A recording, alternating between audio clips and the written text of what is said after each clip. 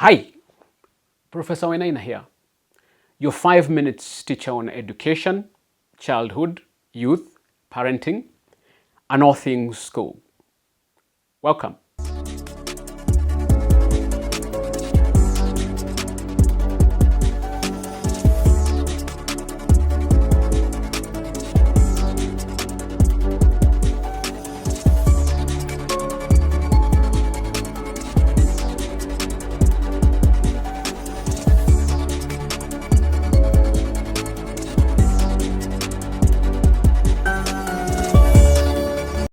There has been a growing concern in recent years among parents and educators about the ways in which the current structure of mainstream education might be feminizing boys. This term does not refer to simply making boys more sensitive or compassionate, traits that are universally beneficial, but rather to the way in which educational practices are seemingly forcing boys into structures that are more aligned with female developmental patterns and outcomes. For parents of boys, understanding this issue is critical as it touches on the core of how their sons are taught, disciplined, and ultimately how they are expected to behave. Erica Komisar, a psychoanalyst and author, has discussed at length how early childhood education is increasingly structured in ways that do not align with the natural developmental needs of boys. Komisar argues that many preschools and early education settings overemphasize pursuits that do not match the cognitive development stages of young children, especially and particularly boys. Activities such as early reading and writing are often stressed, while social and physical instincts, which are best cultivated through unstructured imaginative play, are largely ignored. This misalignment can have profound effects on how your boy engages with learning and develops socially and emotionally.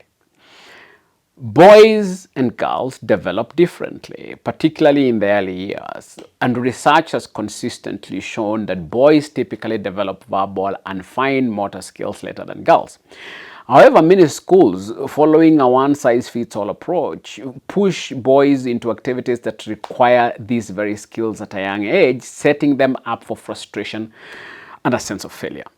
Boys who may not yet be ready to sit still for extended periods or focus on fine motor tasks are often forced or are often penalized even for behaviors that are perfectly natural for their developmental stage.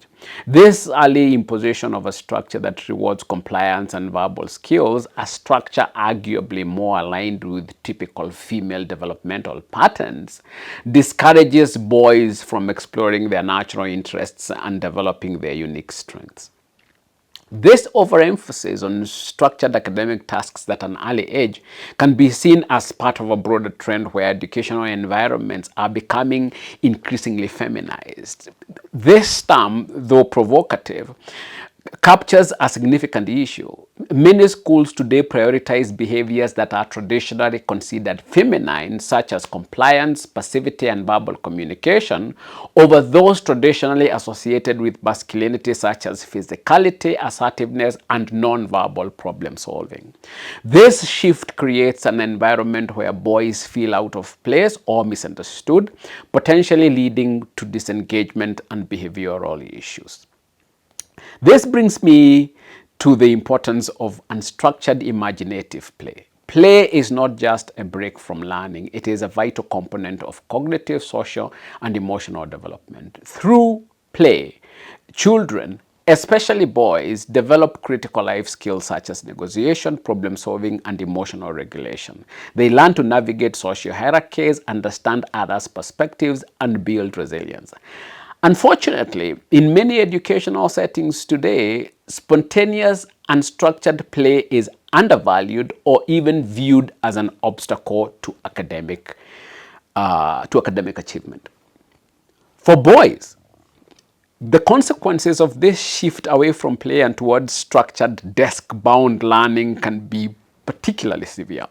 Boys who are not given the opportunity to engage in play-based learning will struggle to develop the social and emotional skills that are critical for long-term success. Also, the constant pressure to conform to behaviors that do not align with their developmental stage leads to feelings of inadequacy and frustration, potentially manifesting in behavioral problems or, worse still, a disinterest in school. Therefore, as a parent of a boy, you need to advocate for educational practices that recognize and celebrate the unique developmental trajectories of boys. This means supporting approaches that allow boys to move, explore, and learn in ways that feel natural to them. It means you pushing back against a one-size-fits-all model of education and instead promoting a balanced approach that values physical activity. The concern that we are feminizing boys through our current educational practices is not about rejecting traits traditionally associated with femininity, but about recognizing that boys and girls have different developmental needs that should be equally respected and supported. If you are parenting a boy, this means staying informed, asking tough questions, and advocating for educational practices that honor your son's unique developmental paths.